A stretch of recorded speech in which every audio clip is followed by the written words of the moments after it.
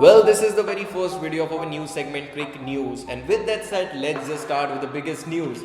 Team India won against Bangladesh by 2-1. The third T20 international ended up on India's side and they won by 30 runs against Bangladesh.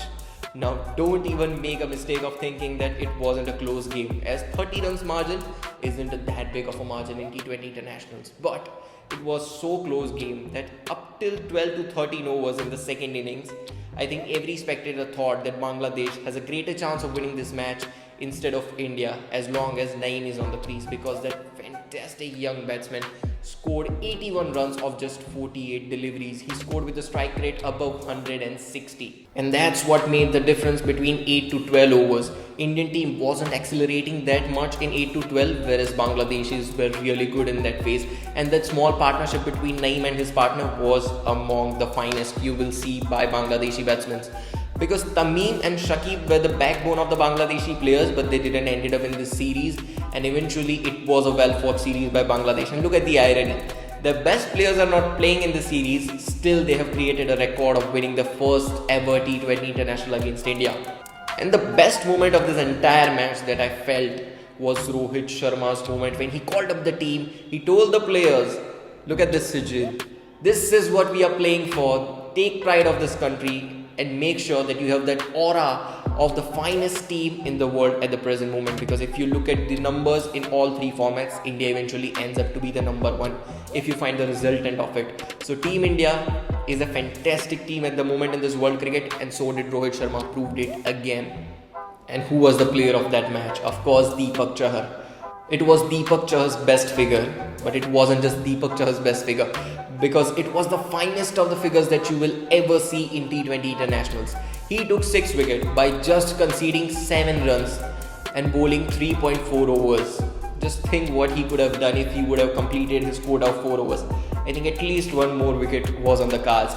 Well, another news that's coming is Ravichandran Ashwin is shifting from Kings 11 Punjab to Delhi Capitals.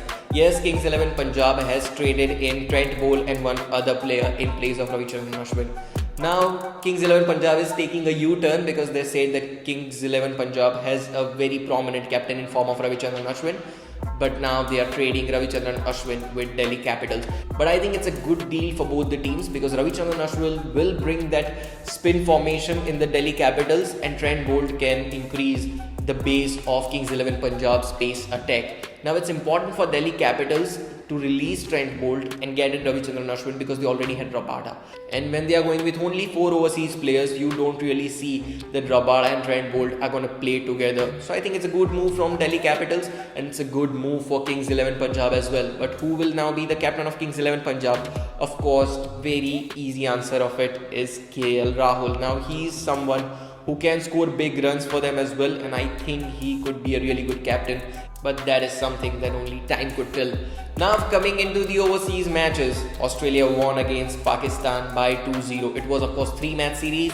The first game washed off, and it was a blessing in disguise for Pakistani players, because they had almost lost that match. But well, what happened in the third T20 international will break down morale of Pakistani team and the board as well, because Australia won by 10 wickets. They scored 110 runs against Pakistan within just 11 to 12 overs, and Pakistan ended up on the losing side. But the good thing for Pakistan is they are still on the number 1, though they don't deserve it, but they are on the number 1 right now. Again, the fantastic match between England and New Zealand, if you aren't already aware about, is that England won against New Zealand, but it wasn't a very easy win.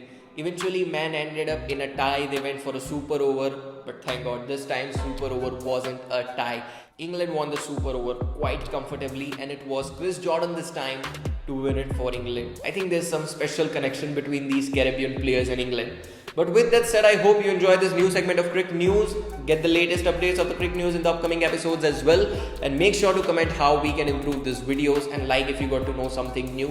And subscribe to this channel, it's free.